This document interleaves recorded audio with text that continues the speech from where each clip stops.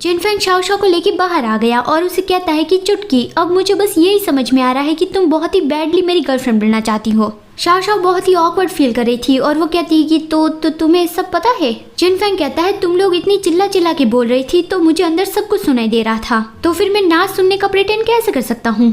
Shao सोचती है इसका मतलब कि वो स्पेशली बाहर मेरी हेल्प करने के लिए आया था। वो तो कितना काइंड पर्सन है, लेकिन लास्ट टाइम तो ऑलमोस्ट उसने मुझे मार ही डाला था, लेकिन अभी वो मेरी मदद क्यों कर रहा है। और वो पूछती है क्या सच में तुम मेरे बॉस नान जिनफेंग हो। जिनफेंग उसके करीब आके कहता है कि हाँ, मैं वही तुम्हारा स्टूपिड बॉस हूँ, नान जिनफेंग।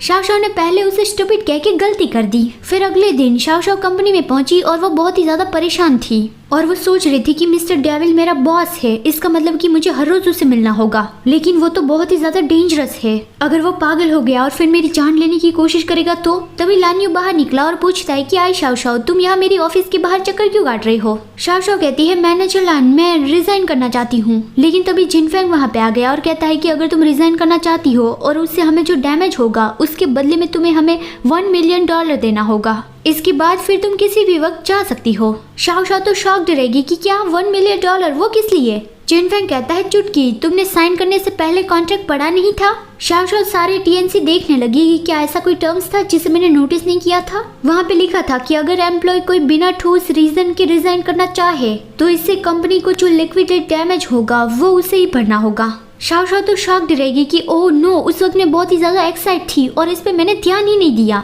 नो वंडर कि ये कंपनी ऐसे लोगों को हायर करती है जिसने पढ़ाई ना की हो और जिससे काम का कोई एक्सपीरियंस ना हो। मुझे तो यही लग रहा है कि ये नान जिनफेंग ने पहले से ही प्लान करके रखा था। और वो चिल्ला के पूछती है कि नान जिनफेंग, तुम मुझे अपने पास क्यों रखना चाहते हो, तुम मेरे लिए इतनी ज्यादा मेहनत क्यों कर रहे हो। जिनफेंग कहता है क्या मैं बहुत ज्यादा मेहनत कर रहा हूँ। देखो चुटकी, ज्यादा मत सोचो। वो शाओ का फेस पकड़ता है तो शाओ ने अपने होठों को प्रेस कर लिया ताकि वो उसे फिर से किस ना करने लगे। लेकिन जिनफेंग कहता है कि आराम से काम लो चुटकी, जब मुझे तुमसे जो जवाब चाहिए वो मिल जाएगा तब मैं तुम्हें अपने पास नहीं रखूंगा। अगर तुम चाहोगी तो भी तुम मेरे पास नहीं रह पाऊंगी। शाओ को इससे गुस्सा आ रहा था, लेकिन तभी लैंगटिंग वहाँ पे आ गया और उसने जिनफेंग से कहा कि फेंग, विला में कोई तुम्हारा इंतजार कर रहा है। तो फिर जिनफेंग ने कह दिया कि हाँ, मैं अभी वहाँ पे जा रहा हूँ और वो लैंगटिंग के साथ चला गया। और यहाँ पे शाओ सोच रही थी कि आखिर उसे मुझसे कौन सा जवाब चाहिए। वो याद करने लगी कि जिनफेंग सिर्फ उससे एक ही सवाल पूछता है कि तुम असलियत में हो कौन। वो मन में बोलती है कि मैं कौन हूँ, मैं भी ये जानना चाहती हूँ कि मैं असलियत में हूँ कौन। लानियो उसे पूछता है कि क्या तुम ठीक तो हो ना। शाओ रोने जैसी हो गई थी इसलिए उसने पूछा और शाओ कहती है कि हाँ मैं ठीक हूँ।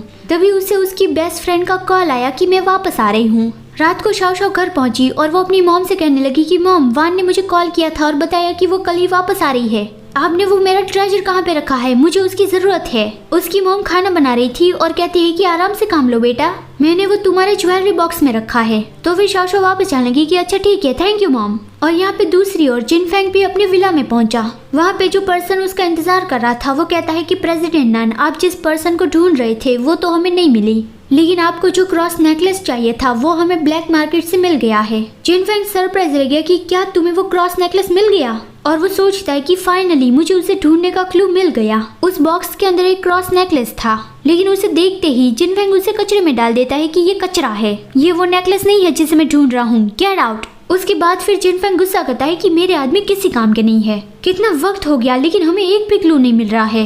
लैंगटिंग उसे कहता है फेंग डोंट वरी, ये दुनिया इतनी बड़ी नहीं है, हमें डेफिनेटली प्रिंसेस मिल जाएगी। जिनफेंग उस प्रिंसेस की तस्वीर देखता है और कहता है कि 20 साल हो गए हैं वी, मैं तुम्हें पिछले 20 सालों से ढूंढ रहा हूँ, आखिर तुम हो कहाँ पे।